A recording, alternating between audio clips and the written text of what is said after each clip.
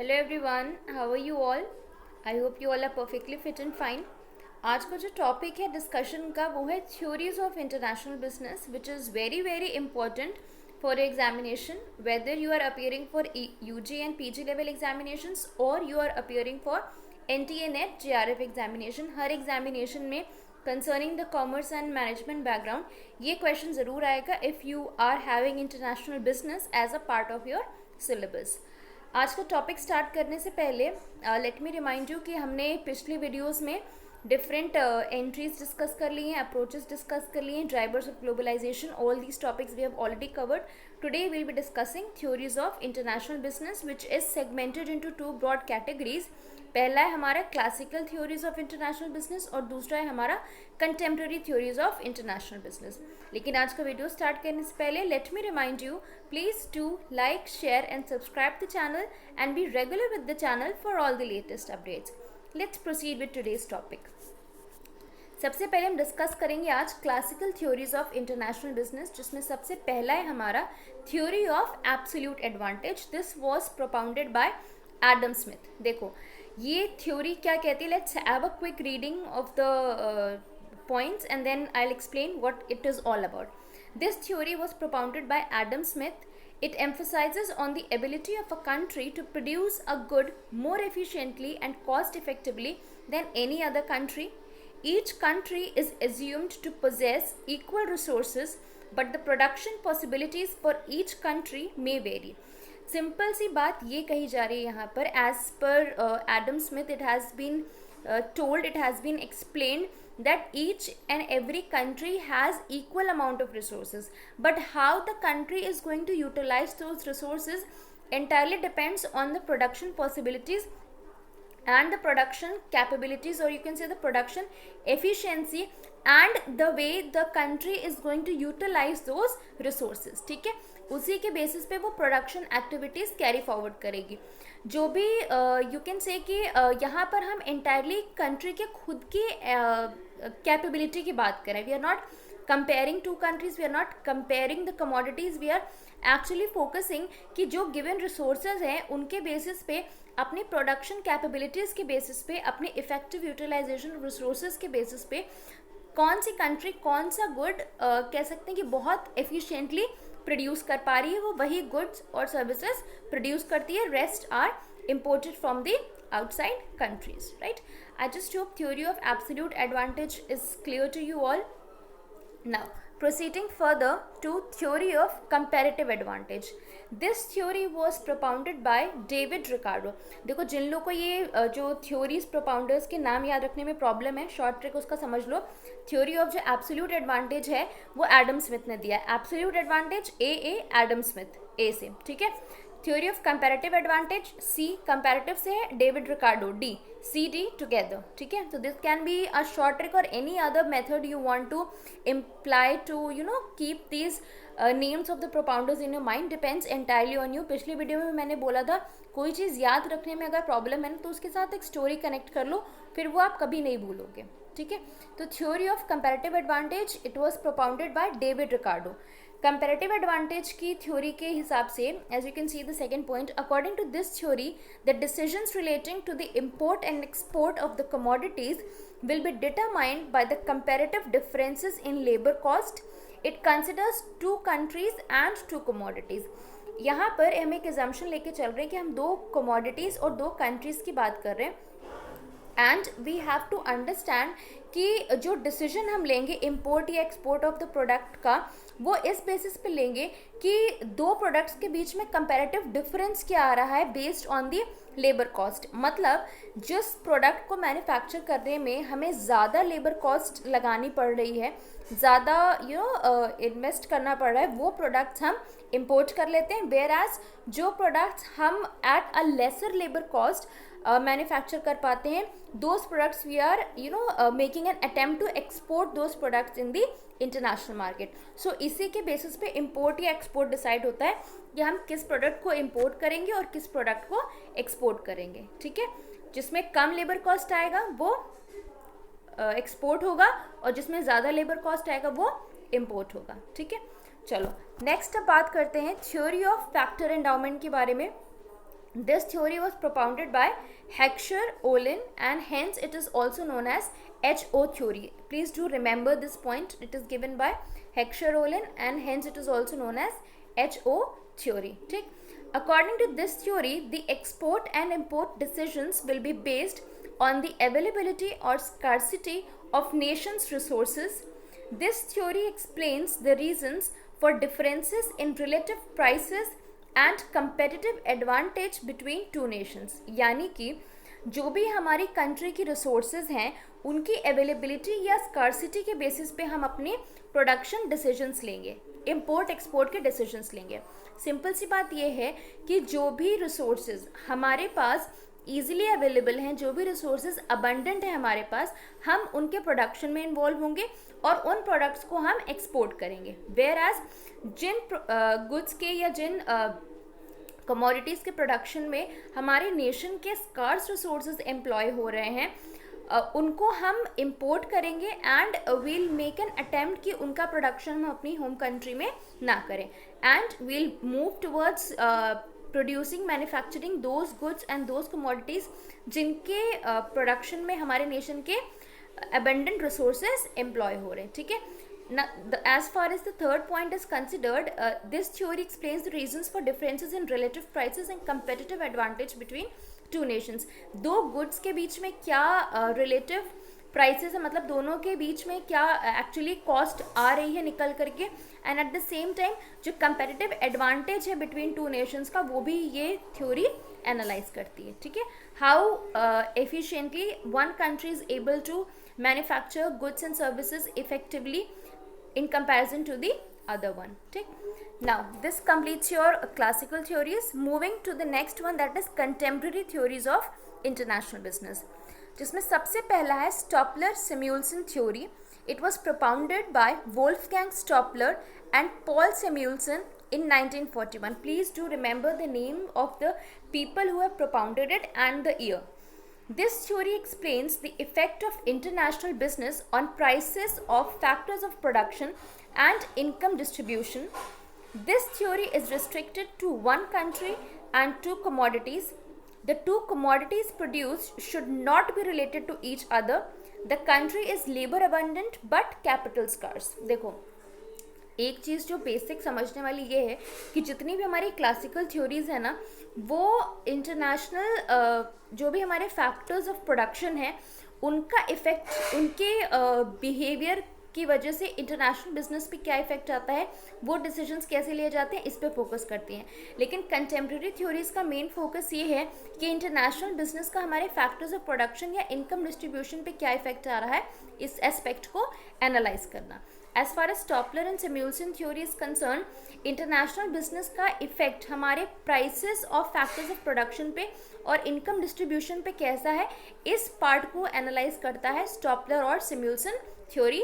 और इस थ्योरी में हम सिर्फ एक कंट्री को कंसिडर करते हैं लेकिन दो कमोडिटीज़ को कंसिडर करते हैं. ठीक है. यानी कि दो कमोडिटीज़ जो हम सेलेक्ट करेंगे वो आपस में कहीं से भी रिलेटेड नहीं होनी चाहिए. जैसे मान लो फॉर एग्जांपल हम क्लॉथ और स्टील ले रहे हैं, ठीक है, या क्लॉथ या वीट कह लो, हम क्लॉथ या वीट ले रहे हैं फॉर एग्जांपल, तो ये दोनों कहीं से भी एक दूसरे से रिलेटेड नहीं, चाहे वो क्लॉथ या वीट हो या क्लॉथ या स्टील हो, ये दोनों एक दूसरे के मैन्युफैक्चरिंग में यूज़ नहीं हो रही हैं. ठीक है. And at the same time हमें ऐसी कमोडिटीज़ को कंपेयर करना है जिसमें से एक लेबर अबेंडेंट हो और एक कैपिटल स्कार्स हो. ठीक है. So as far as this theory is concern, हम वो गुड्स और सर्विसेज प्रोड्यूस करेंगे, वो गुड्स एंड सर्विसेज मैन्युफैक्चर करेंगे जो कि लेबर अबेंडेंट हो, whereas we'll avoid the production and we'll involve into the import of the commodities that are employing more of capital. ठीक है. जिसमें more of labor लग रहा है वो हम प्रोड्यूस करेंगे, एक्सपोर्ट करेंगे. जिसमें more of capital लग रहा है उसको हम इम्पोर्ट करेंगे. ठीक है. So I just hope Stopler-Samuelson theory is also clear. Moving to the next one, Porter's diamond theory of national advantage. This was propounded by Michael Porter. If you remember the 5 forces model business environment में हमने किया था of competitive advantage, जिसमें हम new market entrants, bargaining power of suppliers, bargaining power of buyers, government, all those things we had covered. So as far as this theory is concerned, ये since Michael Porter the same person has propounded it, वही factors हम consideration में लेते हैं कि उन factors का क्या रोल है हमारे इंटरनेशनल बिजनेस डिसीजंस पे, हमारे इम्पोर्ट एक्सपोर्ट डिसीजंस पे. Coming to the second point, this theory aims to explain as to why one nation tends to be more competitive than others in a particular industry. The features of home country are crucial for the success of an organization in international market.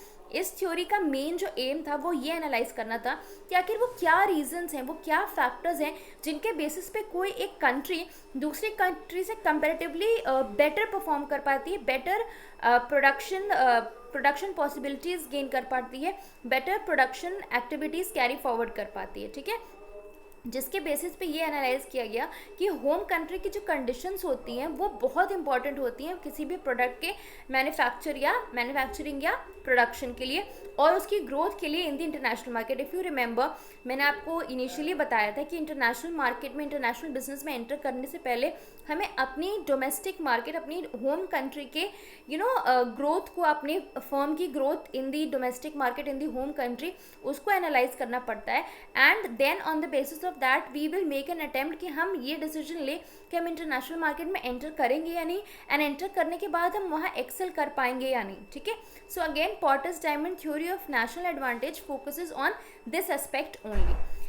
As far as the relevant factors of this theory are concern, जो कि हम consider करते हैं home country में, जिनको analyse करते हैं, first is factors of production. Second, demand conditions, मतलब factors of production obviously the different factors that you are employing in a production of a commodity.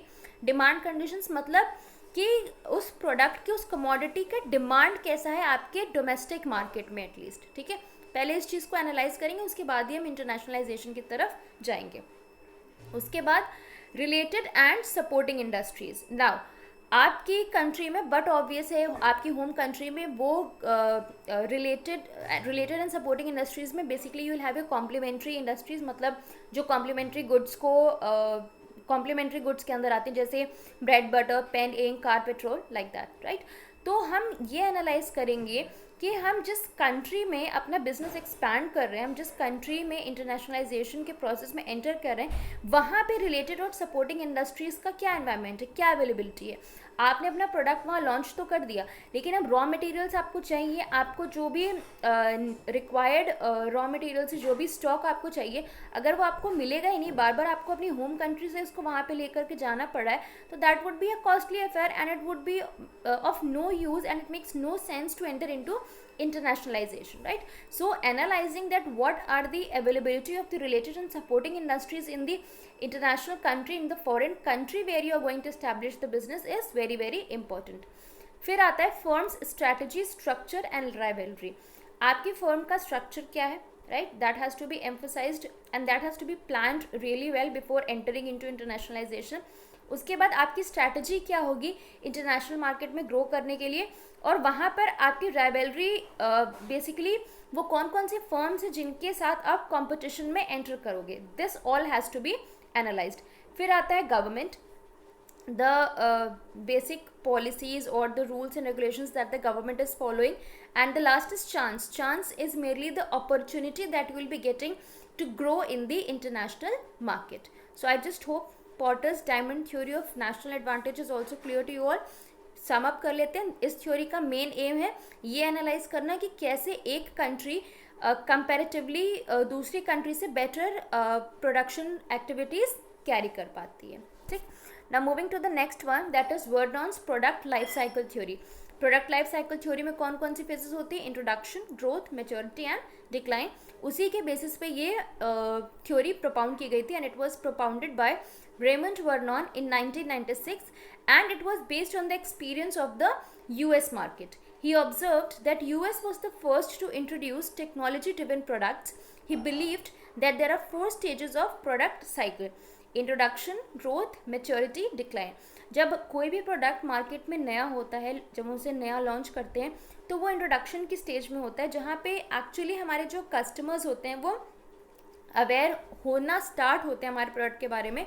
और क्योंकि यहाँ पर हमारे कस्टमर्स कम होते हैं, बट ऑब्वियसली बात है कि हमारे कंपेटिटर्स भी कम होते हैं, क्योंकि customers and competitors are directly related to each other. जैसे जैसे आपका प्रोडक्शन, जैसे जैसे आपका सेल्स बढ़ेगा, जैसे जैसे आपके कस्टमर्स बढ़ेंगे, वैसे वैसे ही आपके कंपेटिटर्स भी बढ़ते चले जाएंगे। उसके बाद आता है ग्रोथ, मतलब आपका प्रोडक्ट किस लेवल पे ग्रो कर रहा है मार्केट में, right? Next is maturity, when your product has been is actually well established in the market and people are actually knowing about it। maturity का जो stage होता है वहाँ पे कह सकते हो कि fierce competition होता है और प्रोडक्ट्स को हमें एक लो प्राइस पे अवेलेबल करना पड़ता है to sustain in the market. फिर आता है डिक्लाइन। डिक्लाइन की तरफ प्रोडक्ट तब जाता है when the product has actually become unpopular in the market, you can say. और कई सारी फर्म्स हैं जो आपसे बेटर और कह सकते हैं आपसे better upgraded version of products provide करा रही हैं। So hence your product is actually moving towards decline until and unless you add on some features, you upgrade your product, आपका जो प्रोडक्ट है वो डिक्लाइन की तरफ जाएगा। So it is very very important for the firms to make sure that the products are actually entering into a stage of recovery once they have entered into the stage of decline। ठीक है, decline के stage में products manufacture होते हैं, production आपका बंद नहीं होता है, but only for the loyal customers, उन कस्टमर्स के लिए जो whatever the new products are coming in the market irrespective of that, वो आपका प्रोडक्ट ही परचेज करना चाहते हैं and they are satisfied with what you are providing them. ठीक, नेक्स्ट दो बहुत इंपॉर्टेंट चीज़ें हैं, अपॉर्चुनिटी कॉस्ट प्रिंसिपल और अवेलेबिलिटी अप्रोच। इसको समझ लेते हैं। अपॉर्चुनिटी कॉस्ट प्रिंसिपल में this was introduced by Frederick von Wieser in 1940। As per this principle, the country with a lower opportunity cost for a commodity has a comparative advantage in that commodity। Opportunity cost क्या होती है? The cost that we are actually sacrificing to avail the benefits of the other।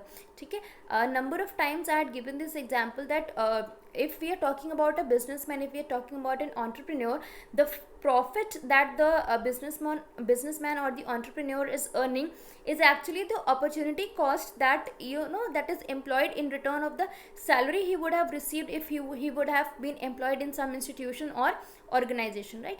So opportunity cost principle में हम ये देख रहे हैं कि किसी एक प्रोडक्ट को कह सकते हैं कि किसी एक प्रोडक्ट का प्रोडक्शन करने में हमें कितना कॉस्ट सेक्रीफाइस करना पड़ा है so that we can avail the benefits and we can avail the comparative advantage in that particular commodity। Next is availability approach। According to this approach, the country imports the goods that are not readily available in home country। हम उन goods को import करेंगे जो कि हमारी home country में available नहीं है, यानी कि हम यहाँ पे वो भी उन गुड्स की भी बात करें जिनको प्रोड्यूस करने के लिए हमारे पास रॉ मटेरियल्स भी अवेलेबल नहीं हो सकते हमारे होम कंट्री पे।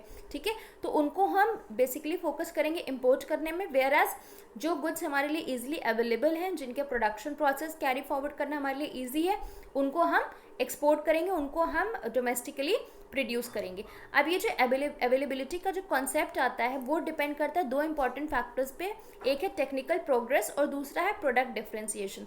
टेक्निकल प्रोग्रेस की आपकी कंट्री, आपका फर्म या आपका सेक्टर कितना टेक्निकली एडवांस्ड है, कितना अपग्रेडेड है। एंड प्रोडक्ट डिफरेंशिएशन, देखो जब भी आप एक प्रोडक्ट की बात करते हो तो वो डिक्लाइन की तरफ जाने लगता है। ठीक है, तो आप अपने प्रोडक्ट को रिकवरी के स्टेज में तभी लाओगे जब आप उसमें कुछ फीचर्स ऐड ऑन करोगे, जब आप अपने प्रोडक्ट को दूसरों के प्रोडक्ट से डिफ्रेंशिएट कर पाओगे, right. So again this is very very important here as well कि आप प्रोडक्ट डिफ्रेंशिएशन की टेक्निक किस लेवल तक यूज़ कर पा रहे हो so that you are able to export your commodity in the international market। So I just hope the theories are clear to you all। Next topic in the next video. Till then, take care. Thank you.